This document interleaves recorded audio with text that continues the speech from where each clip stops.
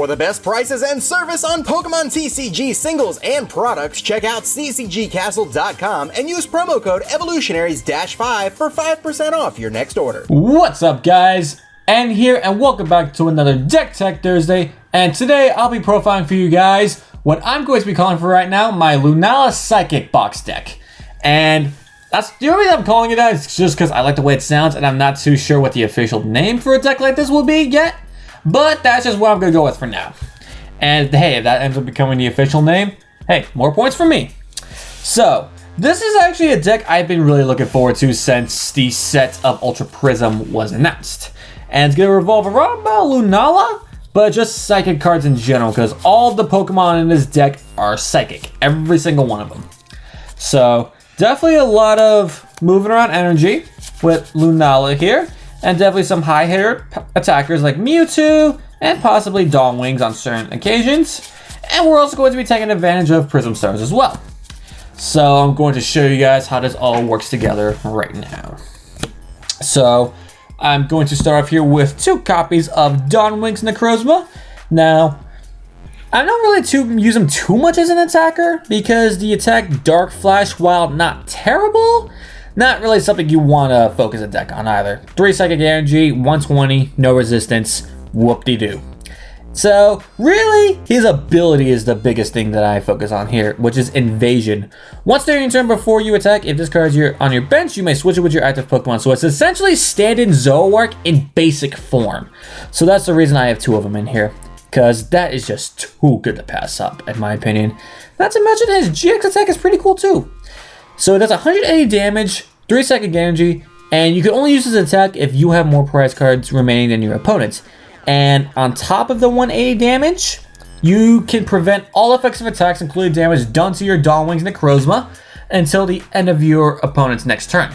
So he could, especially with a choice band, he's definitely not one-shotting a big GX, taking 2 prizes, and completely protecting himself for a turn. So that's one of the better GX attacks to use in, I don't want to say any circumstance, but definitely a good amount of situations you want to use that GX attack. Alright, so really the main attack area I'm focusing on for the most part is going to be Mewtwo GX. And this is also a really cool Pokemon too, because all of his attacks are pretty decent. Now the main focus attack here is going to be Full Burst. Now, for a single Psychic, it does 30 damage for each energy attached to your Mewtwo. So that could definitely add up pretty quickly. And Super Absorption, you're not going to use too often, but if you only have 2 energy on him, you'd rather use Super Absorption than Full Burst. And it does 60 damage, and you heal 30 from this Pokemon. Sorry about that. And its GX attack is pretty decent too. For 3 energy, it does Side Strike, 200 damage, and it goes through everything. So, really, really good. Attach a choice band to him, 230. You're one-shotting most things, including Gardevoir GX, which a lot of people swear is going to die with this set, which I don't think so. I don't think it will, only because so far it's kind of been proven that Duskmane Necrozma with Mana Zone is not the most consistent thing on the earth. So that's why I don't think Gardevoir is completely dead. But I'm just using Gardevoir as an example. 200 can still one-shot a lot, and 230 one-shots almost everything. Matter of fact, the only things I think that doesn't one-shot is going to be Metagross GX and Solgaleo GX, the only 2 somewhat relevant cards I can think of. Alright, and now we're going to go into our Lunala lineup. So, first off here, we're going to be running 3 copies of the adorable little Nebula Pokemon, Nebby himself. And yes, I say Nebby, not Cosmog. Literally, every time I play with a Lunala or Solgaleo deck, I say I'm benching Nebby. Like, I don't say Cosmog. That's just my thing, though.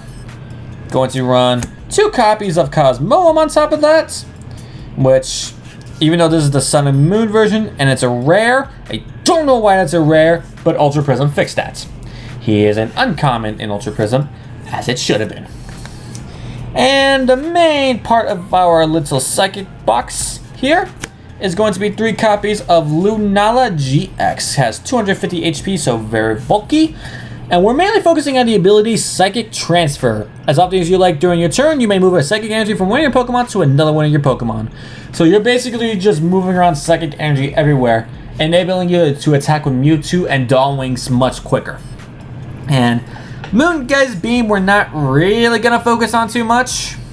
I mean, in some situations, it could help you knock out something that's weak to Psychic, but other than that, you're not really going to be ever using Moongeist Beam. Now, its GX attack, Lunar Fall, is kind of interesting. For 3 Psychic, you knock out one of your opponent's Pokemon. Basics, that's not a Pokemon GX. And now that attack is not as relevant as to when it first came out, because when Sun and Moon Base first came out, EXs were still everywhere, and this attack was able to knock out EXs. But EXs are hardly ever played anymore, so most of the time you're not going to be using this Lunar Fall attack, if at all. But some decks do still play Espeon EX now and then, so if you see that, hey, free knockout, free 2 prizes. Alright, next up for our Psychic Pokemon is going to be, of course, 3 copies of Tapu Lele, but just because Wonder Tech is too good. I swear, even though they're not going to, they need to make this card a promo, because this card is just so expensive. And honestly, seeing a staple Pokemon that expensive just discourages new players from entering FAL. But that's just my opinion. So Wonder Tag, you just search your deck for a supporter and add it to your hand. Energy Drive's a good attack, 20 for each energy attached to Lele and your opponent's active. And once in a blue moon, you might use Tapu Cure to heal all damage from 2 of your bench Pokemon. Again, you'd much rather use Mewtwo's or Dawn Wings Necrozma's GX attack, but a few instances, Tapu Cure can come in handy. Alright, and my last 2 cards are going to be my Prism Star cards, which is going to be 1 Giratina and 1 Lunala Prism. Now, Lunala, I mainly run for the first attack. For 1 Psychic Energy, for each of your opponent's Pokemon in play, you attach a Psychic Energy from your discard pile to your Pokemon any way you like. So this is good, like, mid to late game where a lot of your stuff has been knocked out. You've got Psychic Energy in your discard, and you just need to get it all back. And it does have the second attack for Psystorm for 4 Psychic Energy, which is pretty hefty. But this attack does 20 damage for an amount of energy attached to all Pokemon in play, yours and your opponent's. So this could actually do a lot of damage. But again, it is a pretty hefty cost, so you don't want to use it too often. Now, I run Giratina in here, not for the attack, because personally the attack is awful. 4 energy, 160, you discard 2. No, awful. The ability, though, is what I use them for. When you play this Pokemon from your hand onto your bench, during your turn, you may attach 2 Psychic Energy cards from your hand to this Pokemon. So it is possibly huge Psychic Energy acceleration if you're able to pull it off. So definitely good there. And there have been a few times to where I did bench a Giratina and got out the 2 energy. But if you have a Giratina in your hand and you don't have any energy in your hand, don't worry about it. Because honestly, we can only have 1 of them anyway, so it's not like you're going to be always trying to pull this off, you know? But it's still very cool to have nonetheless. Alright, this wraps it up for our Pokemon lineup, and we're going to go into our supporter lineup, which has changed quite a bit because of Ultra Prism. We're going to be running 3 copies of Cynthia. You shuffle your hand into your deck and draw 6 cards. This is honestly one of the best draw supporters I've ever seen in my time of playing Pokemon. Just really, really good. And once rotation happens, this is definitely going to be a 4 of. It could even possibly be a 4 of now. It's just I'm running 3 because of my other draw supporters, but I would not be surprised if in the future, far and near, Cynthia becomes an automatic 4 and even completely replaces one of the draw supporters we have now. Preferably Sycamore. And we'll never die. What? I didn't hear nothing. Anyways, guys. So on top of the Cynthia, I run 2 copies of Professor Sycamore and 2 copies of N. Just because we want additional draw support on top of our Cynthias. And not to mention, N can still come in handy early game just to mess up your opponent's hand. And Sycamore, while you have to throw away your hand, it does still let you draw 7 instead of 6. So it is still kind of good. Alright. Next up here I run 2 copies of Guzma. Just to be able to bring out one of your opponent's bench Pokemon is really, really good. And not to mention, even if you had to put up something that you don't want, remember you have Wings Necrozma's Invasion, so you could just use the Invasion to get that Pokemon you don't want out of there. So, really, really good there. And last up for my supporters, I run 1 copy of Bridget and 1 copy of Skyla. Now, just because it's a stage 2 deck, we want to switch our rare candies and all that stuff. That's why the Skyla and Bridget, just to get Pokemon onto our bench early game. So, very, very good there. And that does it for our supporters. Now, let's go into our items. 4 copies here of Ultra Ball. Very standard. Very, very standard indeed. Next up here, we have 4 copies of Max Elixir. Now, this is going to be the main way we accelerate energy in this deck. You look at the top 6, you take a basic, and you attach it to one of your bench basic Pokemon.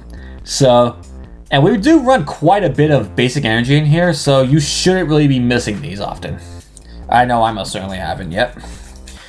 Alright, next up is going to be 3 copies of Choice Band, just to push for that little bit of extra damage. Like I said, on top of Mewtwo's GX attack, you're doing 230 with that. With Necrozma, you're actually doing 210 and protecting yourself from everything next turn, so that's really, really good too. So, quite a few circumstances to where adding that bit of damage will guarantee you a 1-shot and 2 prizes. Next up, I run 3 copies of Rare Candy. Now, I run 2 Cosmog and 3 Rare Candy just because it's a bit more of a safer route instead of the 1 Cosmoem and the 4 Rare Candy.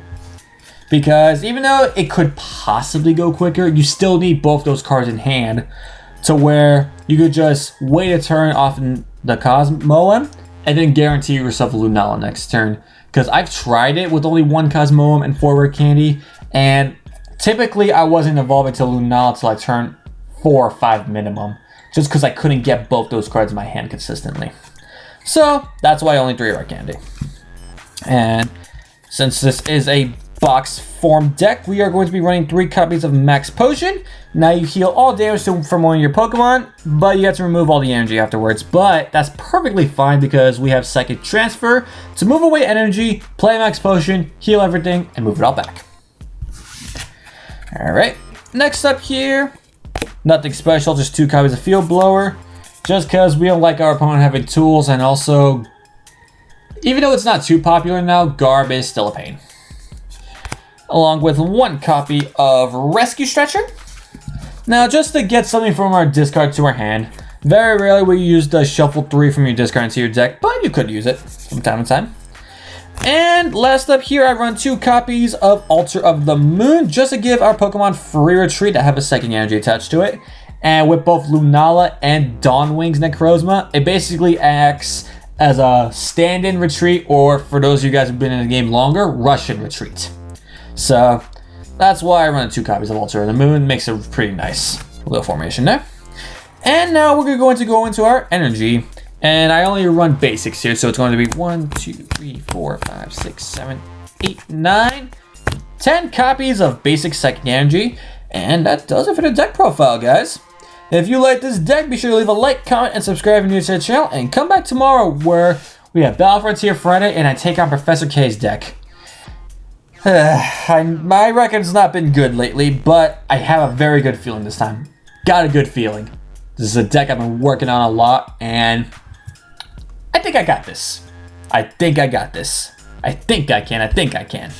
Alright guys, see you tomorrow. Take care. Have a good day.